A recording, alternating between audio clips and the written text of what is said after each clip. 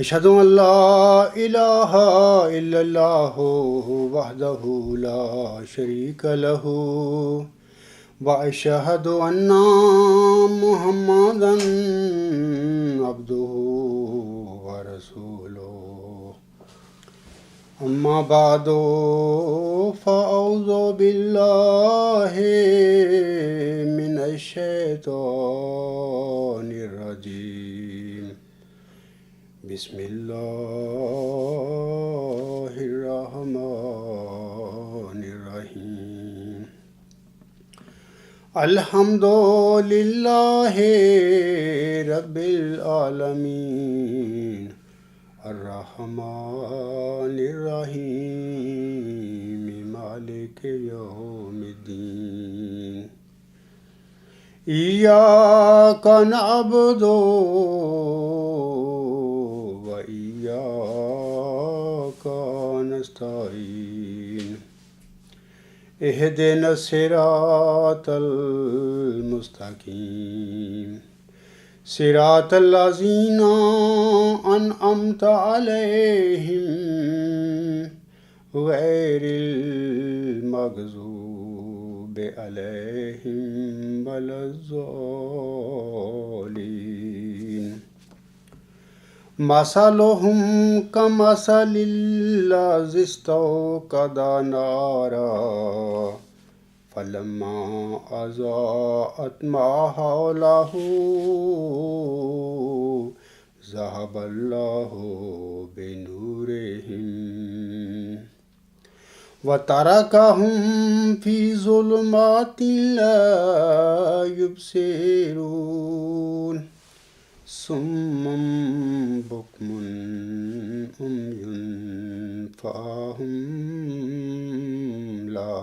يرجعون أو كصيب من السماء فيه ظلمات ورعد وبرق يجعلون أصابعهم في آذانهم من الصواعق حذر الموت والله محيط بالكافرين يكاد البرق يخطف أبصارهم كلما أضاء لهم مشوا فيه وإذا أظلم عليهم قاموا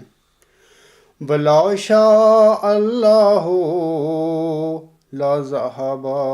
بسمعهم وأبصارهم إن الله على كل شيء قدیر۔ سامعین کرام، سورۃ البقرہ کی ابتدائی 6 آیات میں اللہ تعالیٰ نے مومنوں کی صفات بیان فرمائی ہیں۔ اسی طرح آیت نمبر 7 اور 8 میں کافروں کی صفات اور ان کا جو رویہ ہے حق کے مقابلے میں اللہ تعالیٰ نے ان کا ذکر فرمایا ہے۔ اسی طرح اللہ تعالیٰ نے آیت نمبر 9 سے لے کر آیت نمبر 21 تک منافقوں کی علامتوں اور ان کے نفاق کے متعلق وضاحت فرمائی ہے کہ ان کا رویہ کیا ہوتا ہے منافقوں کا اور ان کا نفاق کیا ہوتا ہے۔ گزشتہ 2 خطبات میں آیت نمبر 9 سے 17 تک منافقین کے بارے میں اللہ تعالیٰ نے جو کچھ بیان فرمایا ہے، خاکسار نے ان مضامین پر روشنی ڈالی تھی۔ آج اسی صورت کی آیات نمبر 18 تا 21 میں اللہ تعالیٰ نے منافقین کے متعلق جو تمثیلیں بیان فرمائی ہیں، انشاءاللہ تعالیٰ خاکسار ان کے متعلق چند گزارشات آپ سب کے آگے رکھے گا۔ آیت نمبر جو 18 ہے، اس میں اللہ تعالیٰ فرماتا ہے، یہ جو میں نے ابھی پڑھی ہے، اس کا ترجمہ یہ ہے اس آیت کا، ان کی مثال اس شخص کی ہے، یعنی مثلہم کمثل الذی استوقد نارا فلما اضاءت ما حولہ ذہب اللہ بنورہم وترکہم فی ظلمات لا یبصرون۔ ان کی مثال اس شخص کی ہے جس نے آگ جلائی، پس جب اس نے اس کے ماحول کو روشن کر دیا، اللہ ان کا نور لے گیا، ان کی روشنی لے گیا اور انہیں اندھیروں میں چھوڑ دیا کہ وہ کچھ دیکھ نہیں سکتے۔ اس آیت میں اللہ تعالیٰ نے اعتقادی منافقین کا ذکر فرمایا ہے۔ اعتقادی منافقین سامعین کرام وہ ہوتے ہیں جو دل سے تو کسی صداقت کو قبول نہیں کرتے، لیکن زبانوں سے اپنے ایمان کا اقرار کرتے رہتے ہیں۔ یعنی ایسے منافق جو دل میں آن حضرت صلی اللہ علیہ وآلہ وسلم کو نعوذ باللہ جھوٹا سمجھتے تھے، لیکن ظاہری طور پر وہ مسلمانوں کی جماعت میں شامل رہتے تھے۔ ایسے منافقوں کے متعلق اللہ تعالیٰ فرماتا ہے مَثَلُهُمْ كَمَثَلِ الَّذِي اسْتَوْقَدَ نَارًا، یعنی کہ ان کی مثال اس شخص کی ہے جس نے آگ جلائی۔ اب سوال یہ ہے کہ اس آیت میں آگ جلانے سے کیا مراد ہے؟ واضح رہے کہ جب اندھیرے میں آگ جلائی جاتی ہے تو ہم سب دیکھتے ہیں اور ہم سب کا تجربہ ہے، تو یہ روشنی جو ہوتی ہے، جب آگ جلتی ہے روشنی پھیل جاتی ہے تو یہ روشنی اندھیروں کو بھگا دیتی ہے، اور اس روشنی سے ہم اپنے ماحول میں ہر ایک چیز کو ٹھیک ٹھیک ہم دیکھتے ہیں، اور ہم دیکھتے ہیں کہ جب لوگ اپنے اندھیرے میں آگ جلاتے ہیں تو روشنی پیدا کر کے وہ آگ سے اس روشنی سے فائدہ اٹھاتے ہیں، کیونکہ ہر ایک چیز ان کو ٹھیک ٹھیک نظر آنے لگ جاتی ہے۔ اہل مدینہ کا جو بانی اسلام اور حضرت محمد مصطفیٰ صلی اللہ علیہ وسلم جو تھے، اور اسلام کے سلسلے میں جو انہوں نے ابتدا میں جب مکہ میں آن حضرت کی بڑی مخالفت زوروں پر تھی، آن حضرت صلی اللہ علیہ وسلم کو دعوت دے کر اپنے ہاں آنے کی، اور پھر آن حضرت آپ ان لوگوں کے دعوت کے نتیجہ میں پھر ہجرت کر کے جب مدینے گئے تو ان مدینے والوں نے یعنی اہل یثرب نے آن حضرت اور دین اسلام کی تخم ریزی کے سلسلے میں بہت مدد کی تھی۔ ان کا یہ فعل جو تھا نا، یہ بالکل ایسے ہی ہے جیسے کہ اللہ تعالیٰ فرماتا ہے مَثَلُهُمْ كَمَثَلِ الَّذِي اسْتَوْقَدَ نَارًا، ان کی مثال اس شخص کی ہے جس نے آگ جلائی۔ یعنی یہ تو ان کی آگ جلانے والی ایک رویہ تھا ان کا، انہوں نے آگ جلائی، روشنی پھیلی، اور اس روشنی سے انہیں ہر چیز اور نور جو نبی کا تھا وہ بھی نظر آنے لگ گیا، اور اسلام کی حقانیت بھی ان پر ظاہر ہو گئی۔ ان باتوں کا میں نے جو گزشتہ خطبہ تھا بڑی تفصیل سے روشنی ڈالی ہوئی ہے کہ انہوں نے یہ قربانی کی تھی ابتدا میں، اور پھر اس سے فائدہ بھی اٹھایا بہت سارے لوگوں نے، مدینہ کے جو لوگ تھے۔ تو پھر جب سامعین کرام مدینہ میں اسلام قائم ہو گیا، جیسے کہ میں نے پہلے بتایا تھا کہ جب اسلام قائم ہو گیا اور خوب پھلنے اور پھولنے لگا، تو پھر یہ جو اعتقادی کافر تھے، یعنی جن لوگوں نے دل سے صحیح طریقے پر اسلام کو قبول نہیں کیا تھا، نہ آسم پر وہ ایمان لائے تھے یا آسم کی صداقت پر ایمان لائے تھے، یہ جو اعتقادی کافر تھے، اسلام کے پھلنے پھولنے کے ساتھ ساتھ بعد ازاں پھر یہ اسلام اور بانی اسلام صلی اللہ علیہ وسلم کے خلاف سازشیں کرنے لگ گئے۔ یعنی ان کو حسد ہوا، اور اس حسد کے نتیجے میں نہ صرف وہ پیچھے ہٹنے شروع ہو گئے، بلکہ بانی اسلام اور دین اسلام کے خلاف سازشیں بھی کرنے لگ گئے، یہودیوں کے ساتھ مل کر، کافروں کے ساتھ مل کر۔ تو اس کی جو حالت تھی، اس کا اللہ تعالیٰ نے پھر ذکر فرمایا ہے فَلَمَّا أَضَاءَتْ مَا حَوْلَهُ ذَهَبَ اللَّهُ بِنُورِهِمْ، پھر جب روشن کر دیا آگ نے اس کے آس پاس کو، اللہ تعالیٰ فرماتا ہے تو زائل کر دی اللہ نے ان کی روشنی۔ تو یہ جو ان کی اپنی حرکتیں تھیں، یہ منافقانہ حسد کی وجہ سے جو اسلام کے دل میں مخالف ہو گئے اور ظاہری طور پر بھی اسلام کے خلاف اور آن حضرت صلی اللہ علیہ وآلہ وسلم کے خلاف جوڑ توڑ کرنے لگ گئے کافروں کے ساتھ اور یہودیوں کے ساتھ مل کر، تو اس کی ایسی ہی مثال تھی جیسے کہ اللہ تعالیٰ نے پھر اس روشنی کو جو انہوں نے آگ جلائی تھی اور آگ جلا کے ہر چیز سے فائدہ اٹھانے لگ گئے تھے، پھر اللہ نے ان کی اس روشنی کو بجھا دیا۔ پھر آگے اللہ تعالیٰ فرماتا ہے وَتَرَكَهُمْ فِي ظُلُمَاتٍ لَا يُبْصِرُونَ، اور اللہ نے پھر ان کو ان اندھیروں میں چھوڑ دیا جن اندھیروں میں پہلے ہی تھے، اور ان اندھیروں میں تو وہ کچھ دیکھ ہی نہیں سکتے تھے۔ ایسے ہی جیسے کہ ہم جب ایک اندھیرے میں آگ جلاتے ہیں، روشنی ہو جاتی ہے، اور جب کسی وجہ سے وہ روشنی گل ہو جائے، بجھ جائے، تو ہم دیکھتے ہیں کہ ہر چیز ہماری نظروں سے اوجھل ہو جاتی ہے، ہم دیکھ نہیں سکتے کچھ بھی۔ ایسے ہی ان مدنی جو منافقین تھے، انہوں نے آن حضرت صلی اللہ علیہ وآلہ وسلم کو اپنے ہاں دعوت دے کر بلا کر اسلام کی خدمت کی، شروع میں آسم کی مدد فرمائی۔ جب اسلام پھلنے لگا، پھولنے لگا اور اسلامی حکومت قائم ہو گئی مدینہ میں، تو پھر یہ حسد اور بغض کی وجہ سے پیچھے ہٹنا شروع ہو گئے اور اسلام اور بانی اسلام صلی اللہ علیہ وآلہ وسلم کے خلاف سازشیں انہوں نے کرنی شروع کر دی۔ عربی محاورہ کے مطابق سامعین کرام یاد رکھیے، یہ جو آگ ہوتی ہے، باہمی جگ و جدل کے متعلق بھی یہ لفظ استعمال کیا جاتا ہے عام محاورہ میں اس آگ کو، جیسا کہ قرآن کریم میں اللہ تعالیٰ نے حضرت ابراہیم علیہ السلام کے حوالے سے سورۃ الانبیاء کی آیات 69 تا 70 میں اس طرح فرمایا ہے قَالُوا حَرِّقُوهُ وَانصُرُوا آلِهَتَكُمْ إِن كُنتُمْ فَاعِلِينَ قُلْنَا يَا نَارُ كُونِي بَرْدًا وَسَلَامًا عَلَىٰ إِبْرَاهِيمَ۔ انہوں نے کہا، یہ کون تھے؟ یہ حضرت ابراہیم السلام کی قوم تھی، مخالفین تھے، بت پرست لوگ تھے۔ جب حضرت ابراہیم علیہ السلام نے اللہ تعالیٰ کی سکھائی ہوئی تدبیر کے مطابق ان کے بتوں کو توڑ کر ایک جو بڑا بت تھا وہ چھوڑ دیا، یہ اللہ تعالیٰ کی سکھائی ہوئی تدبیر تھی کہ حضرت ابراہیم علیہ السلام کو، تو جب انہوں نے دیکھا کہ ہمارے تو سب بت ٹوٹے ہوئے ہیں اور یہ بڑا بت پڑا ہوا ہے، تو انہوں نے کہا کہ کون بندہ ہے جو یہ ہمارے بتوں کو توڑنے والا ہے؟ تو ان کو پتہ چل لگ گیا ماحول میں کہ ایک ابراہیم نامی نوجوان ہے جو ہمارے بتوں کے متعلق ان کی تحقیر کرتا رہتا ہے، اور وہ کہتا رہتا ہے کہ یہ کچھ چیز بھی نہیں ہے،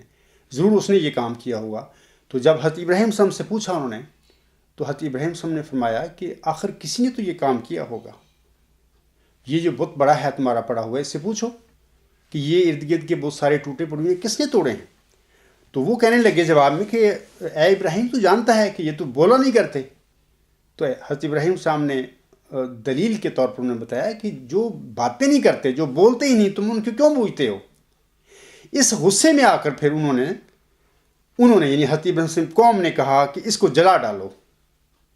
اور اپنے معبودوں کی مدد کرو اگر تم کچھ کرنے والے ہو۔ اللہ تعالیٰ فرماتا ہے ہم نے کہا اے آگ تو ٹھنڈی پڑ جا اور سلامتی بن جا ابراہیم علیہ السلام پر۔ تو ہم دیکھتے ہیں کہ یہ جو آگ کیا تھی، ان کے دلوں میں جو مخالفت کی آگ بھڑکی، مشرکوں کے دلوں میں حضرت ابراہیم السلام کے بت توڑنے کی وجہ سے اس آگ کے متعلق بھی اس جو بغض تھا، حسد تھا، اور انہوں نے بھی پھر آگ میں ڈالنے کی کوشش کی۔ یہ ایک جنگ تھی حضرت ابراہیم السلام کے خلاف وہ کر رہے تھے۔ تو ہم دیکھتے ہیں کہ آگ کا لفظ اللہ تعالیٰ نے قرآن کریم میں یہ اس جنگ و جدل اور مخالفت کے لیے بھی استعمال فرمایا ہے۔ اسی مضمون کو ایک شاعر نے بڑے خوبصورت رنگ میں بیان فرمایا ہے، وہ کہتا ہے بے خطر کود پڑا آتش نمرود میں عشق، عقل ہے محو تماشائے لب بام ابھی۔ شاعر کہتا ہے کہ حضرت ابراہیم السلام کو اللہ تعالیٰ پر اتنا یقین تھا اور اتنی محبت تھی اپنے مالک پر، اپنے خدا پر، کہ جب اس کو آگ میں پھینکا گیا تو بے خطر کود پڑا، آتش نمرود میں عشق. اس نے کوئی پرواہ نہیں کی کہ میں جل جاؤں گا، مر جاؤں گا، تکلیف ہوگی، کچھ بھی نہیں. وہ کود پڑا کیونکہ اس کو اپنے رب پر مکمل یقین تھا کہ وہ ہے اور وہ مجھے بچائے گا ان بت پرستوں سے. عقل ہے محو تماشائے لب بام ابھی کا مطلب یہ ہے کہ یہ جو عقل مند لوگ ہوتے ہیں، سیانے قسم کے لوگ ہوتے ہیں، ہر نبی مرسل کے زمانے میں ایسے لوگ دنیا میں ہوتے ہیں جن میں وہ آتا ہے. یہ لوگ پھر سوچنا شروع ہو جاتے ہیں کہ ہم اس مرسل کا ساتھ دیں نہ دیں، اگر دیں گے تو کتنا فائدہ ہوگا، نہیں دیں گے تو کیا نقصان ہوگا. یعنی یہ عقل، یہ آگ میں چھلانگے لگانے والے لوگ نہیں ہوتے عقل مند. اسی لیے یہ لوگ منافقوں کی صف میں شامل ہوتے ہیں، اور ہمیشہ اور ہر مرسل کے دور میں ان لوگوں نے ہمیشہ نقصان اٹھایا ہے، اور مرسلوں اور اس کی جماعتوں کو بھی ان لوگوں نے نقصان پہنچانے کی کوشش کی ہے. اسی طرح سامعین کرام، مدینہ کے یہودیوں کے حوالے سے سورۃ المائدہ کی آیت نمبر 65 میں اللہ تعالیٰ آگ کے لفظ کو جنگ و جدل کے معنی میں بھی استعمال فرماتا ہے. جیسا کہ اللہ تعالیٰ سورۃ المائدہ کی آیت نمبر 65 میں فرماتا ہے، کلما اوقدوا نارا للحرب اطفاءها الله ويسعون في الارض فسادا والله لا يحب المفسدين. جب بھی وہ جنگ کی آگ بھڑکاتے ہیں، وہ سے مراد ہے یہودی. جو مدینہ میں جو یہودی تھے، ارد گرد مرافق لوگ تھے، یہ سارے منافق تھے، ظاہراً دوستیاں اور معاہدے گانٹتے پھرتے تھے حضرت صلی اللہ علیہ وآلہ وسلم اور آپ کی جماعت کے ساتھ، لیکن دل پردہ منافق لوگ تھے، سارے دشمن تھے. جب بھی وہ جنگ کی آگ بھڑکاتے ہیں، اللہ اسے بجھا دیتا ہے. ہمیشہ اللہ تعالیٰ حضرت صلی اللہ علیہ وسلم اور مسلمانوں کی مدد کرتا رہا، کیونکہ یہ لوگ سازشیں کرتے تھے، جنگ و جدل کی ساز باز کر کے آگ بھڑکاتے رہتے تھے، لیکن اللہ ان پر مٹی ڈالتا رہتا تھا. اللہ اسے بجھا دیتا ہے، اور وہ زمین میں فساد پھیلانے کے لیے دوڑتے پھرتے تھے اس زمانے میں. یہ آسم کے زمانے کی باتیں ہیں. مدینہ کے لوگ جو وہ ماحول تھا اس کے متعلق اللہ تعالیٰ بیان فرما رہا ہے. اللہ تعالیٰ فرماتا ہے کہ اور اللہ فساد کرنے والوں کو پسند نہیں کرتا، واللہ لا یحب المفسدین.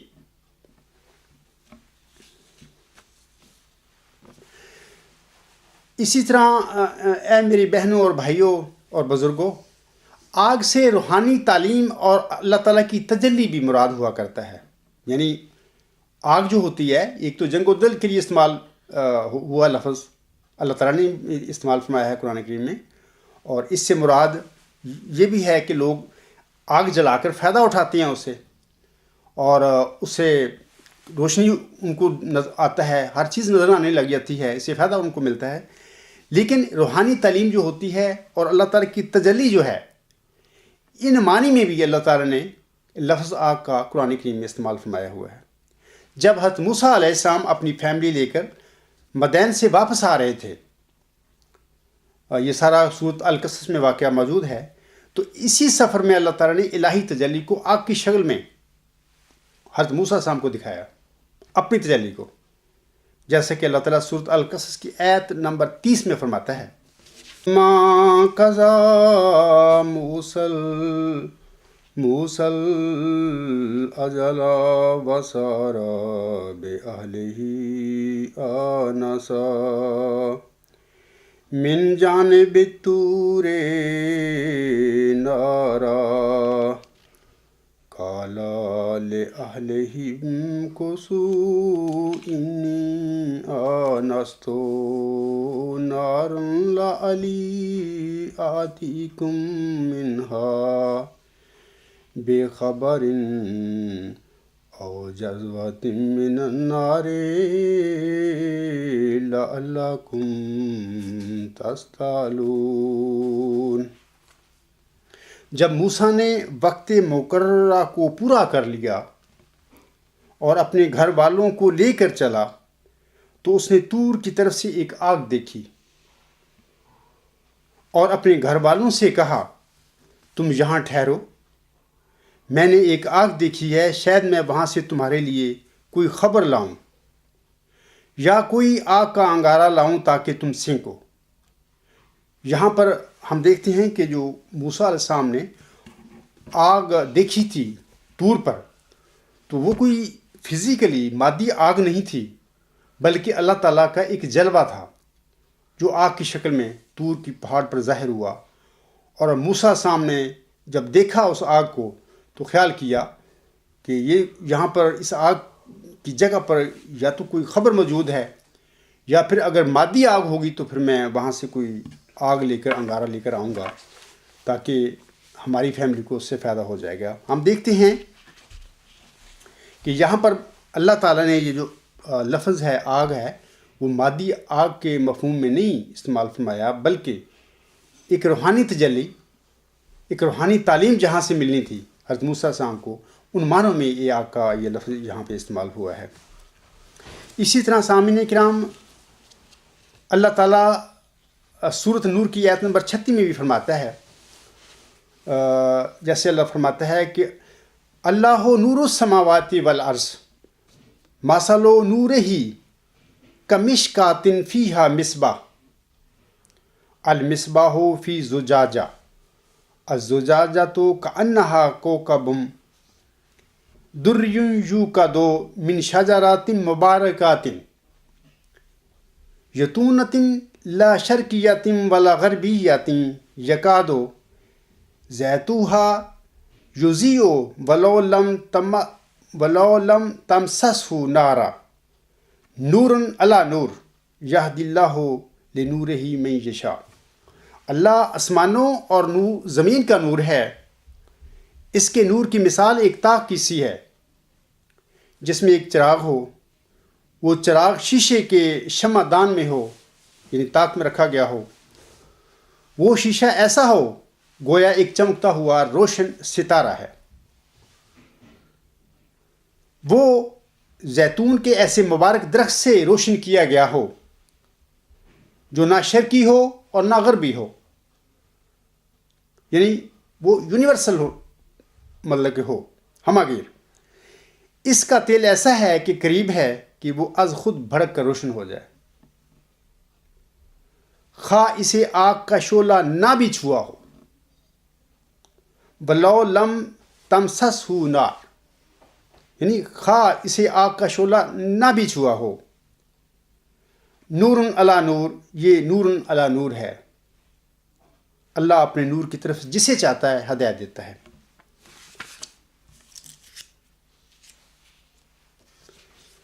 اسی طرح سامعین کرام، اللہ تعالیٰ جب کسی انسان کے دل پر اپنی تجلی فرماتا ہے تو یہ تجلی جو ہے اس کے دل کے اندر اللہ تعالیٰ کی ایسی محبت پیدا کر دیتی ہے کہ جس کے نتیجہ میں اس انسان کے اندرونی دنیاوی خواہشات پر موت وارد ہو جاتی ہے۔ اللہ تعالیٰ کی محبت کا اثر ایسا ڈیپ ہو جاتا ہے اس انسان پر کہ پھر اس کے نتیجے میں دنیاوی خواہشیں جو ہوتی ہیں خود بخود جل جاتی ہیں، ان کا وجود نہیں رہتا۔ اور یہ تجربے کی بات ہے۔ بہرحال جن لوگوں کو اس قسم کا تجربہ ہے، جو اس میں داخل ہو چکے ہیں اس تجربے میں، وہ جانتے ہیں اس بات کو۔ الحمدللہ اس میں بھی صاحب تجربہ ہوں کہ جب اللہ تعالیٰ کا نور انسان پر ظاہر ہو جاتا ہے، جب اللہ تعالیٰ جلوہ فرما دیتا ہے اپنے کسی بندے پر، تو اس کی ایسی حالت ہو جاتی ہے کہ اس کی جو دنیا ہے اس پر اس کی موت وارد ہو جاتی ہے، اس کے دل سے نکل جاتی ہے، رہ ہی نہیں سکتی۔ تو یہ جو ہے اپنا آگ جو ہے تو ایسے ہی جو دنیاوی ہوتا ہے اس پہ یہ جلا دیتی ہے۔ اللہ تعالیٰ کی محبت جو ہوتی ہے، اللہ تعالیٰ کی تجلی جو ہوتی ہے، یہ جو دنیاوی چیزیں ہوتی ہیں، اس کی محبتیں ہوتی ہیں، ان کو جلا دیتی ہے۔ اگلی آیت جو ہے سامعین کرام،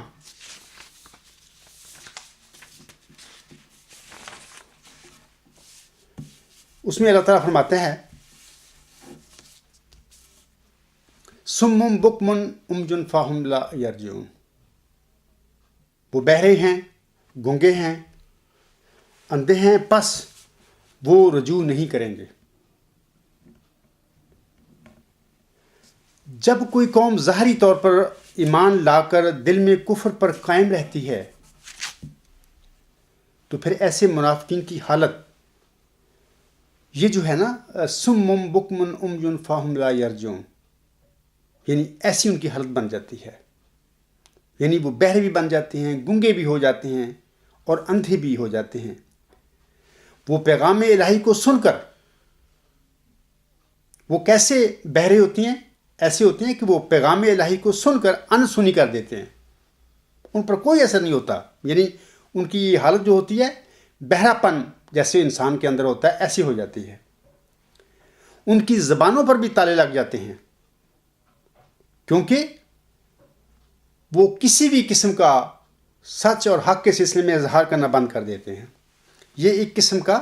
امیون، یعنی ان کے زبان پر تالے لگ جاتے ہیں، وہ گنگے بن جاتے ہیں۔ ایسے ہی امیون، اور ان کے دل بھی اندھے ہو جاتے ہیں، کیونکہ حقیقت جو ہوتی ہے، جو ان کے ظاہر ہو جاتی ہے ان کے آگے، تو وہ اس کا ادراک نہیں کر سکتے۔ اب بظاہر وہ دیکھ رہے ہوتے ہیں کسی مرسل کو جو ان کی زندگی میں، ان کے زمانے میں آتا ہے، اور جو وہ کہتا ہے بظاہر وہ دیکھ رہے ہوتے ہیں، سن رہے ہوتے ہیں، لیکن اس کے باوجود وہ اندھے ہوتے ہیں، اس کی حقیقت کی تہ تک نہیں جاتے کہ یہ مرسل جو ہے، یہ مدعی جو ہے، یہ دعویٰ کر رہا ہے، اس کی حقیقت کیا ہے اور ہماری کس طرح اس میں فلاح ہے۔ یہ سب باتیں جو ہیں ان کی نظروں سے اوجھل ہو جاتی ہیں۔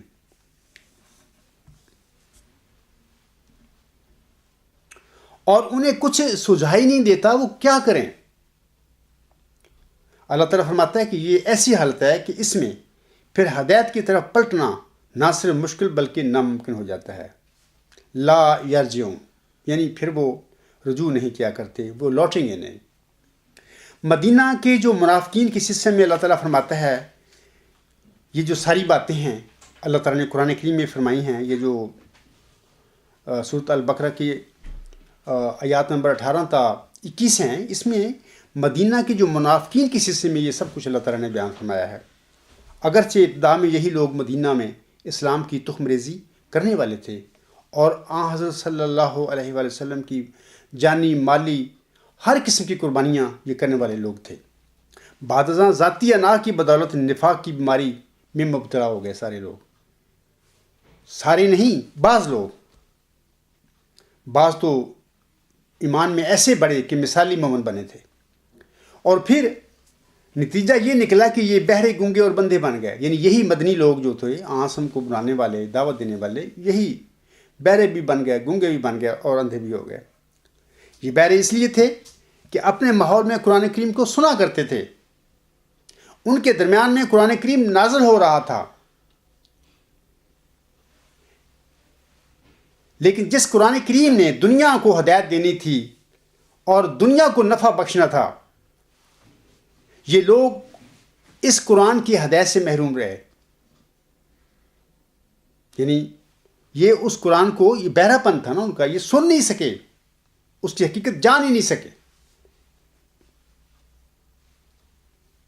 وہ گنگے اس لیے تھے کہ جب قرآن کریم نازل ہو رہا تھا تو اگر کسی جگہ قرآن تعلیم کی انہیں سمجھ نہیں آئی اور ان کو کوئی اشکال نظر آئی تو ان پر فرض تھا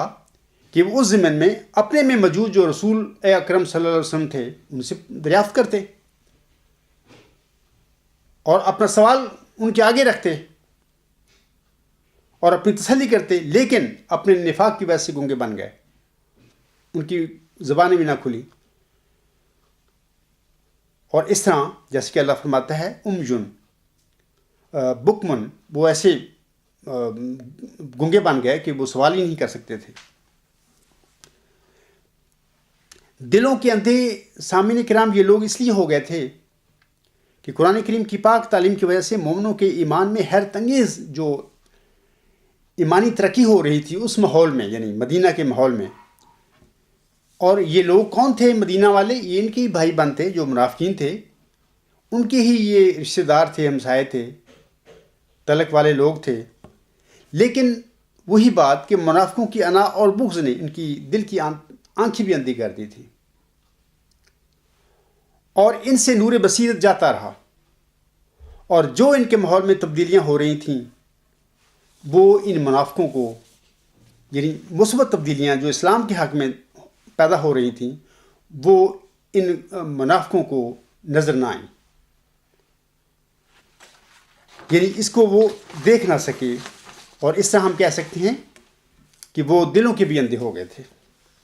امیون یعنی فہم لا یرجعون۔ مذکورہ آیت کریمہ میں یہ سم بکم امیون کی حالت جو تھی، یہ مکمل طور پر یہ تینیں حالتیں ان میں پیدا ہو گئی مدینہ کے منافقوں کے اندر۔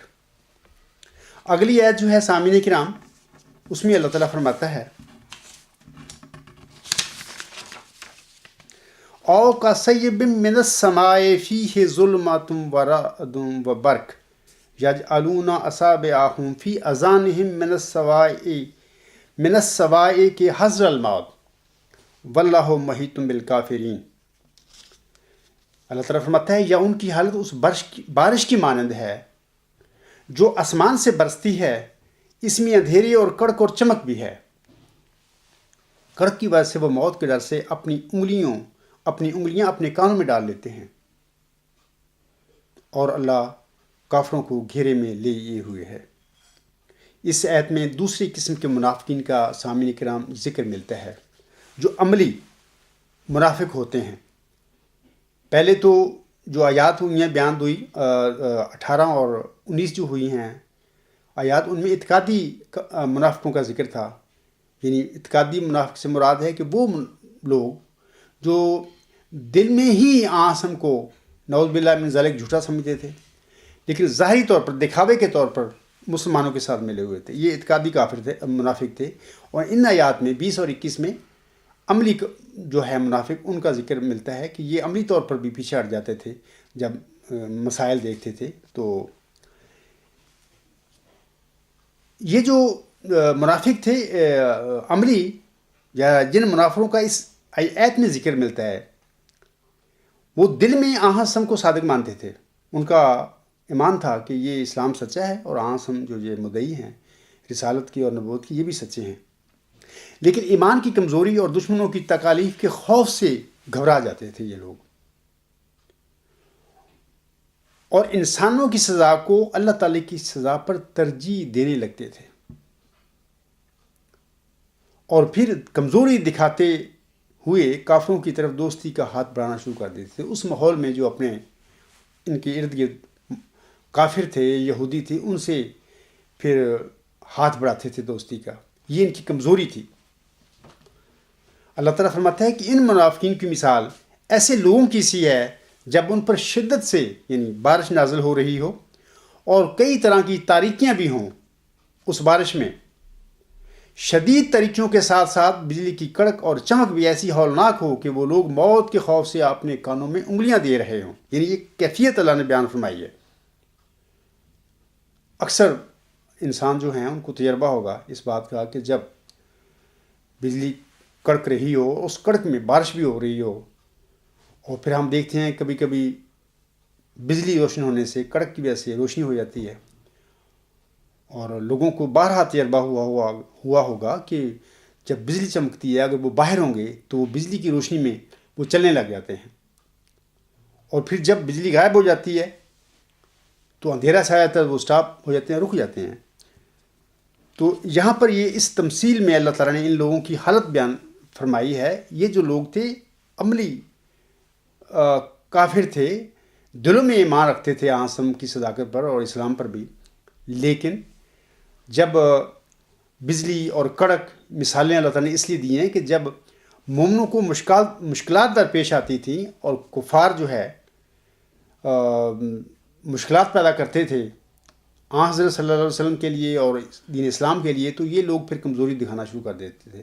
اور ان کی طرف اپنی مدد کے لیے، دوستی کے لیے ہاتھ بڑھاتے تھے۔ اسی طرح منافقین بھی جو ہیں دینی تکالیف سامعین کرام اور تحدیدات کو سن کر اور اپنے دنیاوی مفادات اور اغراض کا خیال کر کے عجیب کشمکش میں مبتلا ہو جاتے ہیں، اور پھر وہ اپنی منافقانہ اور بیہودہ تدابیر سے اپنے بچاؤ کا سامان کرنا شروع کر دیتے ہیں۔ جیسے کہ یہ مدینہ کے جو منافقین تھے وہ کیا کرتے تھے، جن کا اللہ تعالیٰ نے اس آیت میں ذکر فرمایا ہے۔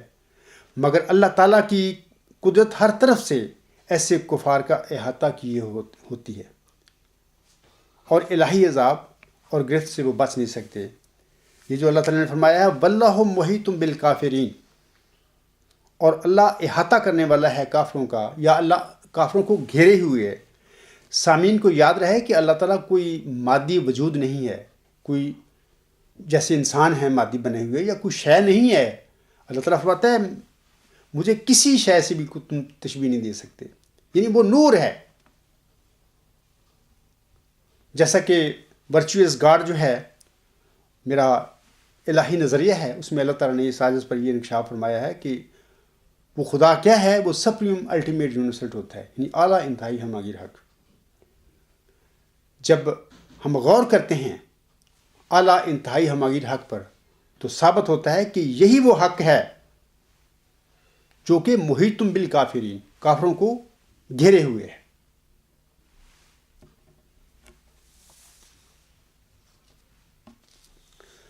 اگلی آیت جو ہے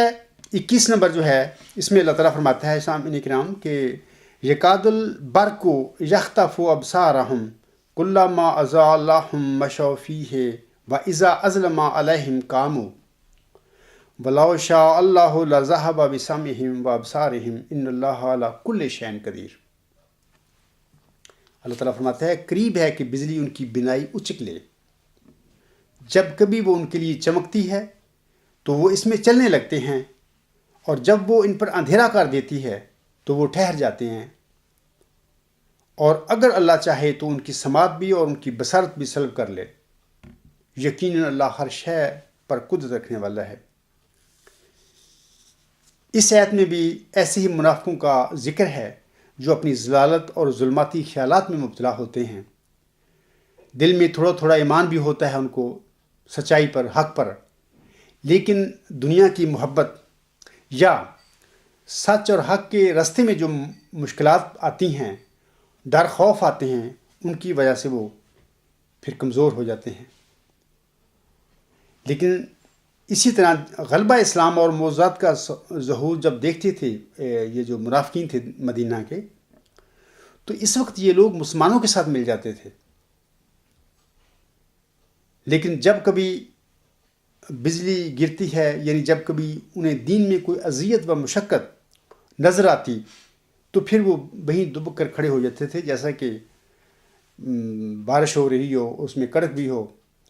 اور وہ چمک بھی پیدا ہو، تو اس میں جو انسان کی کیفیت ہوتی ہے، تو اللہ تعالیٰ اس آیت میں فرماتا ہے کہ ان مدینہ کے منافقین کی ایسی حالت تھی اس زمانے میں۔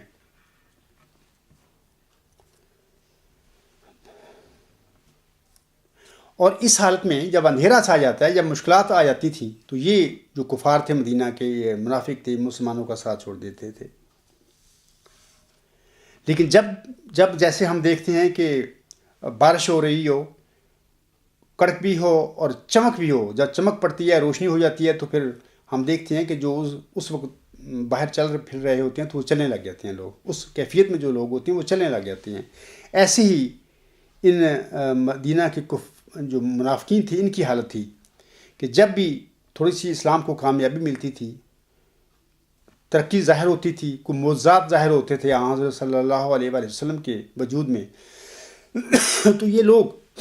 تو پھر اسلام کے قریب ہو جاتے تھے، حضرت صلی اللہ علیہ وسلم کے قریب ہو جاتے تھے۔ لیکن جب کافروں کی اور یہودیوں کی مخالفت کی وجہ سے مشکلات درپیش آ جاتی تھی، تو پھر یہ پیچھے ہٹ جاتے تھے، بلکہ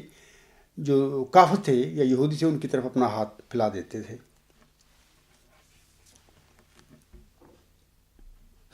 ہم دیکھتے ہیں سامعین کرام کہ سورۃ البقرہ کی شروع سے آیت نمبر 21 تک 3 قسم کے لوگوں کا ذکر ہوا ہے، جیسے کہ میں نے شروع میں بھی ذکر کیا ہے۔ اول مومنوں کا پہلی 6 آیات میں، پھر کافروں کا جن کے دلوں پر مہر ہے کہ وہ ہرگز ایمان نہیں لائیں گے،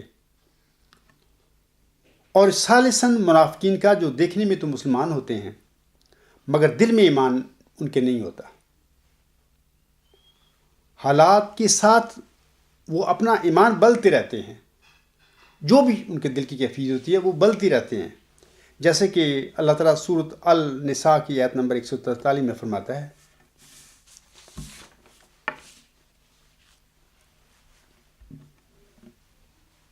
مذبذبین بین ذالک لا الہ اولئک ولا الہ اولئک ومن یضلل اللہ فلن تجد لہ سبیلا۔ وہ اس کے درمیان متذبذب رہتے ہیں، درمیان میں ہوتے ہیں،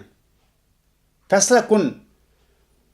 وہ ان کا رویہ جو ہوتا ہے وہ فیصلہ کن نہیں ہوتا ہے کہ مکمل طور پر مسلمان ہو جاتے ہیں یا مکمل طور پر کافر ہوتے ہیں، ایسی حالت ان کی نہیں ہوتی۔ درمیان میں رہتے ہیں، نہ ان کی طرف ہوتے ہیں نہ ان کی طرف، یعنی نہ مسلمانوں کے ساتھ ہوتے ہیں عملی طور پر، دلی طور پر، نہ ہی کافروں کے ساتھ ہوتے ہیں۔ اللہ تعالیٰ فرماتا ہے اور جسے اللہ گمراہ ٹھہرا دے تو اس کے لیے تو کوئی ہدایت کی راہ نہیں پائے گا۔ واضح رہے کہ مومن تو انشاءاللہ تعالیٰ سامعین کرام اپنے ایمان کی انتہائی اعلیٰ جزا ضرور پائیں گے، اسی طرح کافر جو ہیں اپنے انکار کی سزا پائیں گے۔ لیکن یہ جو منافقین ہیں یہ انتہائی مکار اور عیار گروہ ہے۔ یہ اپنے فائدہ کے وقت مسلمانوں کے ساتھ، اور جب کوئی مومنوں پر کوئی ابتلا یا مشکل پیش آ جائے تو یہ مسلمانوں کا ساتھ چھوڑنے والے لوگ ہوتے ہیں اور مسلمانوں کو چھوڑ کر جھٹ کافروں کے ساتھ مل جاتے ہیں۔ ان منافقین کا کوئی دین نہیں ہوتا، بلکہ ان کا مقصد دنیا کا حصول ہوتا ہے۔ تبھی اللہ تعالیٰ منافقین کے متعلق سورۃ النساء کی آیت 146 میں فرماتا ہے ان المنافقین فی الدرک الاسفل من النار ولن تجد لهم نصیرا۔ یقیناً منافقین آگ کی انتہائی گہرائی میں ہوں گے اور تو ان کے لیے کوئی مددگار نہ پائے گا۔ ہم دیکھتے ہیں کہ اللہ تعالیٰ نے ان منافقین کے لیے جو سزا ٹھہرائی آئی، اللہ تعالیٰ فرماتا ہے کہ جہنم کی انتہائی گہرائی میں یہ لوگ ہوں گے، کیونکہ یہ جھوٹے لوگ تھے، یہ دھوکہ دینے والے لوگ تھے، اور دھوکہ اللہ تعالیٰ کو سخت ناپسند ہے۔ انسان کو صاف گو ہونا چاہیے۔ اور میں آخر پہ یہ بھی بتانا چاہتا ہوں آپ لوگوں کو کہ ہر دور میں یہ جو منافقین ہوتے ہیں جن کا اللہ تعالیٰ نے سورۃ آیت نمبر 19 میں ذکر فرمایا ہے کہ سم بکم عمي فهم لا يعقلون، یعنی یہ بہرے بھی ہوتے ہیں، گنگے بھی بن جاتے ہیں، اندھے بھی ہو جاتے ہیں، پھر سچ اور حق کی طرف لوٹتے نہیں۔ اس قسم کی جو حالت ہے، اس قسم کی جو لوگ ہوتے ہیں، یہ ہر مرسل کے دور میں پائے جاتے ہیں۔ حضرت صلی اللہ علیہ وسلم کے زمانے میں ان آیات میں ان کا ذکر ملتا ہے کہ یہ لوگ تھے اور ان کی یہی کیفیت تھی کہ شروع میں تو وسلم کی مدد فرمائی اور فائدہ بھی اٹھاتے رہے اسلام سے، لیکن بعد ازاں بغض اور حسد کی وجہ سے پھر پیچھے ہٹ گیا، ایمان ان کے دلوں سے نکل گیا اور ان کی حالت سم بکم عمي والی ہو گئی۔ اور یہ ہر مرسل کے وقت میں ہوا کرتا ہے کہ لوگوں کی حالت سم بکم عمي فهم لا يعقلون والی بن جاتی ہے۔ ایک صدی قبل جب بانی جماعت الاسلام کا ہم زمانہ دیکھتے ہیں تو اس زمانے میں بھی ہم دیکھتے ہیں کہ اس قسم کے لوگ پائے جاتے تھے کہ بالکل وہ بہرے بھی بن گئے، وہ گنگے بھی ہو گئے اور اندھے بھی بن گئے، یعنی ان کو یا ان پر بانی جماعت الاسلام پر جو اللہ تعالیٰ کا الہام نازل ہوا یا حق اور سچ کی تعلیم نازل ہوئی تھی، ان کا کوئی اثر نہیں ہوتا تھا۔ شروع میں یہ لوگ تھے ایسے، مثال کے طور پر محمد حسن بٹالوی جو حضور صلی اللہ علیہ وسلم کا ہی بچپن کا دوست بھی تھا، غالباً کلاس فیلو بھی تھا، اس پر اثر ہوا بانی جماعت الاسلام کی سچائی کا، اور جب آپ علیہ السلام کی پہلی کتاب براہین احمدیہ شائع ہوئی تھی تو اس انسان نے بڑی جرت کے ساتھ اور بڑی ببانگ دہل براہین احمدیہ کے متعلق اپنے ریمارکس دیے تھے۔ اپنا اس کا ایک رسالہ تھا اشاعت السنہ، اس میں براہین احمدیہ کی اور مصنف کی بہت تعریف کی تھی، لیکن بعد ازاں یہی شخص جو تھا محمد حسن بٹالوی، اس کے دل میں بھی حضرت مرزا غلام الاسلام کی جو عزت اور شہرت قائم ہو رہی تھی دنیا میں، یہ شخص بھی حسد اور بغض میں جلتا رہا، یہ جل گیا۔ اور پھر بعد ازاں ایک زمانہ یہ تھا کہ تعریف ہی کیا کرتا تھا براہین احمدیہ کی اور بانی جماعت الاسلام کی، بعد ازاں پھر شدید مخالف بن گیا۔ اور پھر اس کے ساتھ اس قسم کے اور بہت سارے لوگ تھے، یہ گروہ تھا کہ ان کی ہی حالت ہو گئی کہ سم بکمن امجن فاہم لا یرجون والی کیفیت سب کی ہو گئی، کہ ان میں مرسل موجود تھا، بلکہ محمد حسین بٹالوی کا تو قریبی دوست تھا، لیکن وہ جو کلام، وہ جو تجلی ظاہر ہوئی تھی بانی جماعت الاسلام پر، اس سے ان لوگوں نے کوئی فائدہ نہ اٹھایا، بلکہ یہ بہرے گونگے اور اندھے بنے رہے۔ ایسے ہی میں سامعین کو بتانا چاہتا ہوں کہ آج کے دور میں حضرت بانی جماعت الاسلام کا مئو ذکی غلام، جس کی آپ علیہ السلام کو بشارت دی گئی تھی، وہ موجود ہے جماعت احمدیہ میں، لیکن جماعت احمدیہ کا رویہ جو ہے وہ بھی سم بکمن امجن فاہم لا یرجون والا ہے۔ سب سے پہلے جب میں نے اپنا جو دعویٰ ہے اور وہ جو اس کی صداقت کی دلیل ہے، جب میں نے اپریل 1993 میں جناب خلیفہ رابع صاحب کے آگے رکھی تھی، تو وہ تذبذب میں مبتلا ہو گئے۔ ایک دو خط لکھ کر ڈانٹ کر مجھے خاموش ہو گئے، لیکن میں تو پھر اس کے بعد 1997 میں نے دوسرا خط لکھا، ان کو بتایا حقیقت کا کھول کر، لیکن وہ خاموش رہے۔ اور پھر آخری جو خط تھا میرا، وہ 2002 میں نے ان کے آگے آفیشل اپنا دعویٰ غلام مسیح الزمان جو کتاب تھی اس کی شکل میں نے پیش کر دیا۔ تو یہ انسان بھی اپنی آخری سانس تک سم بکمن امجن والی کیفیت میں رہا۔ اس نے کچھ بھی نہ بتایا جماعت احمدیہ کو، افراد کو، کہ کیا حالات ہیں یا کہ اس وقت مدعی ہے اور اس کا دعویٰ کیا ہے۔ سب باتیں اس خلیفہ صاحب نے، جو نام کا خلیفہ تھا، اپنے دل میں رکھی، اور نہ منہ سے بولا، نہ کسی کو بتایا، اور پوری جماعت کو گمراہی میں ڈالے رکھا۔ حالانکہ ان پر فرض تھا کہ بولتے دلائل سے مقابلہ کرتے، بلاتے مدعی کو اپنے سامنے، اور ایسے ہی جیسے آج کل جماعت احمدیہ کے وہ خود بھی سوال و جواب کیا کرتا تھا، تو مدعی سے بھی سوال و جواب کر لیتا، سوال کرتا، میں اس کا جواب دیتا، اور میں ان پر سوال کرتا، وہ میرے سوال کا جواب دیتے۔ لیکن وہی کیفیت جو ہے اس آیت میں اللہ تعالیٰ نے سورۃ البقرہ کی آیت نمبر 19 میں جو فرمایا ہے، سم بکمن امجن فاہم لا یرجون، جناب مرزا طاہر صاحب کی بھی یہی حالت تھی کہ وہ بھی بہرا، گونگا اور اندھا بن گیا، اور خود بھی گمراہ ہوا اور پوری جماعت کو اپنے ساتھ گمراہ کر کے چلا گیا۔ بہرحال اللہ تعالیٰ سے یہ دعا ہے کہ اللہ تعالیٰ ان سب لوگوں کو سمجھ دے اور ان کو حقائق کو جاننے کی طرف ان کے دل مائل ہوں، اور اللہ تعالیٰ ان کی دلوں کی سختی بھی دور فرمائے، کیونکہ جب انسان حق اور سچ سے دور جا پڑتا ہے، گمراہ ہو جاتا ہے انسان، تو پھر ایسے انسانوں کے دل بھی جو سخت ہو جایا کرتے ہیں، تو پھر وہ سچائی کی بات کو، حق کی بات کو نہ سننا گوارا کرتے ہیں، نہ اس پر غور کرنا گوارا کرتے ہیں، اور بالکل سختی ان پر چھا جاتی ہے دلوں پر۔ بہرحال اللہ تعالیٰ سے میری دعا ہے کہ اللہ تعالیٰ افراد جماعت کو بھی سمجھ دے اور فہم دے، اور ان کو وہ شعور بخشے اللہ تعالیٰ، تاکہ جس گمراہی میں جناب مرزا بشیر الدین محمود احمد صاحب نے پوری جماعت کو قادیانی گروپ پر ڈال دیا ہے، اللہ تعالیٰ ان کو توفیق بخشے کہ اس گمراہی سے باہر آ جائیں۔ اسی طرح جناب انجمن اشاعت اسلام لاہور والے جو ہیں، وہ بھی ان سے زیادتی ٹھیک ہوئی 1914 میں، وہ الگ ہو گئے، لیکن انہوں نے ایک اور کام شروع کر دیا کہ حضرت بانی جماعت اسلام کو، جنہیں وہ خود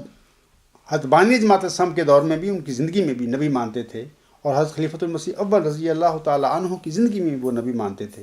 انہوں نے یہ کام کیا کہ حضرت بانی جماعت اسلام کو نبوت سے محروم کرنے کی کوشش شروع کر دی، اور کہہ دیا کہ وہ تو صرف محض مجدد اور محدث تھے۔ بہرحال یہ دونوں جماعتیں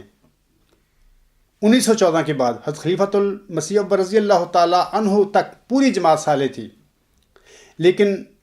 حضرت خلیفۃ المسیح اکبر رضی اللہ تعالیٰ عنہ کی وفات کے بعد جماعت احمدیہ دو گروپوں پہ بٹ گئی اور دونوں جماعتیں گمراہ ہو گئیں. بہرحال یہ جو گمراہی تھی آئندہ زمانے میں جس ذکی غلام کی حقبانی جماعت علیہ السلام کو 20 فروری 1886 کی الہامی پیشگوئی میں بشارت دی گئی تھی، اس مئو ذکی غلام نے آ کر ان دونوں گروہوں کی، ان دونوں جماعتوں کی، قادیانی اور لاہوریوں کی گمراہیوں کو ان پر ظاہر کرنا تھا، تشت بام کرنا تھا. بہرحال وہ کام جو اس مئو ذکی غلام نے الحمدللہ کر دیا ہے، آگے ان کی اپنے مقدر اور تقدیر ہے کہ یہ دونوں گروپ، یہ دونوں جماعتیں گمراہی میں ہی مرتی ہیں یا کہ اللہ تعالیٰ ان کو بچاتا ہے گمراہی سے اور ہدایت کی طرف لاتا ہے. بہرحال اللہ تعالیٰ ان کو سمجھ دے اور اس گمراہی سے باہر نکلنے کی طاقت بھی بخشے. میں اسی پر اپنا خطبہ ختم کرتا ہوں. وما علینا الا البلاغ وآخر دعوانا ان الحمد للہ رب العالمین.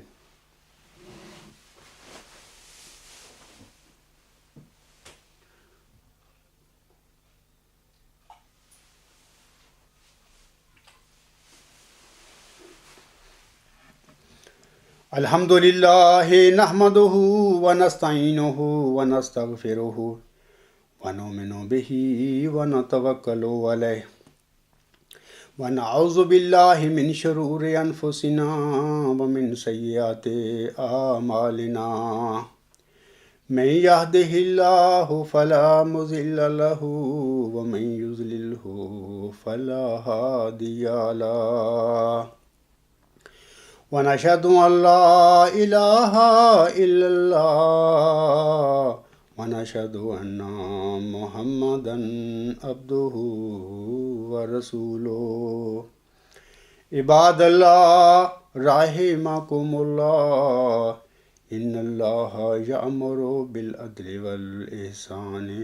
وإيتاء ذي القربى وَيَنْهَى عَنِ الْفَحْشَاءِ وَالْمُنْكَرِ وَالْبَغْيِ يَعِظُكُمْ لَعَلَّكُمْ تَذَكَّرُونَ. اذْكُرُوا اللَّهَ يَذْكُرْكُمْ وَادْعُوهُ يَسْتَجِبْ لَكُمْ وَلَذِكْرُ اللَّهِ أَكْبَرُ.